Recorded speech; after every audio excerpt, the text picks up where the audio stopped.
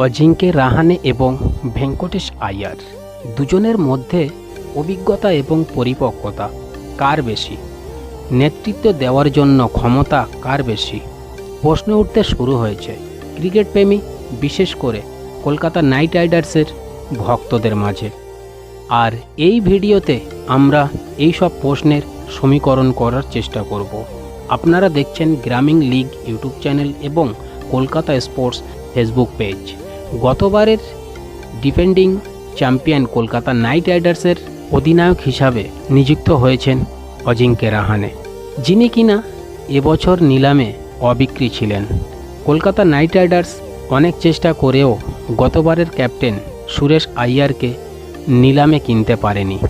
তবে ভেঙ্কটেশ আইয়ারকে 23.75 কোটি টাকায় কিনেছে, যেটা এবছরের আইপিএল নিলামের দ্বিতীয় উচ্চ রেট। এত বেশি টাকায় ভেঙ্কটেশ আইয়ারকে কেনার পরেও কেন অধিনায়কত্ব দেওয়া হলো অজিঙ্ক্য রাহানেকে? প্রশ্ন উঠেছে এটাই। আর এই প্রশ্নের উত্তরে ফ্র্যাঞ্চাইজি সিও ভেঙ্কি মাইসোর বলেছেন, আইপিএলের মতো তীব্র টুর্নামেন্ট পরিচালনায় অজিঙ্ক্য রাহানের বিশাল অভিজ্ঞতা এবং পরিপক্কতা রয়েছে। তাকে defending champion Kolkata night Riders অর্থাৎ কেকেআর এর নেতৃত্ব দেওয়ার জন্য সক্রিয়ভাবে পছন্দ করে তুলেছে। আর এই প্রশ্নের উত্তরে ফ্র্যাঞ্চাইজি সিও ভেঙ্কি মাইসোর আরও বলেছেন, আইপিএলের মতো তীব্র টুর্নামেন্ট। মাইসোর একটি প্রতিবেদনে বলেছেন, আইপিএল হলো একটি তীব্র টুর্নামেন্ট। আমরা ভেঙ্কটেশ আইয়ার সম্পর্কে খুব ভালো ভাবি, কিন্তু অধিনায়ক তরুণ খেলোয়াড়দের জন্য কঠিন। আমরা অনেক মানুষকে দেখেছি যে তারা এগিয়ে যাওয়ার সাথে সাথে অনেক চ্যালেঞ্জের মুখোমুখি হতে হচ্ছে।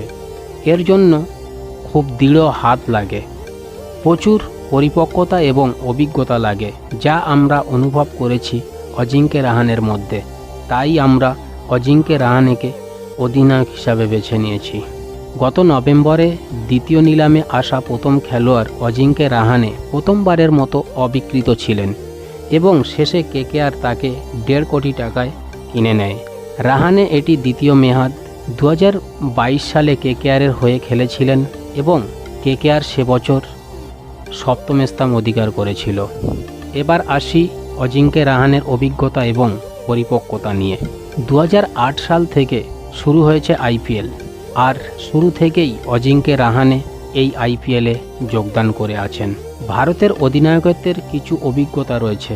বিভিন্ন ফরম্যাটে 11টি ম্যাচে 8টি জয় সহ ঘরোয়া ক্রিকেটে সবচেয়ে সফল সক্রিয় অধিনায়কদের মধ্যে একজন এবং 2টি আইপিএল ফ্র্যাঞ্চাইজিতে 25টি ম্যাচের নেতৃত্ব দিয়েছেন।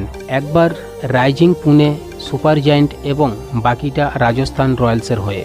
অজিঙ্ক্য রাহানে 155টি আইপিএল ম্যাচ এবং 200টি আন্তর্জাতিক ম্যাচ বিভিন্ন ফরম্যাটে খেলেছেন।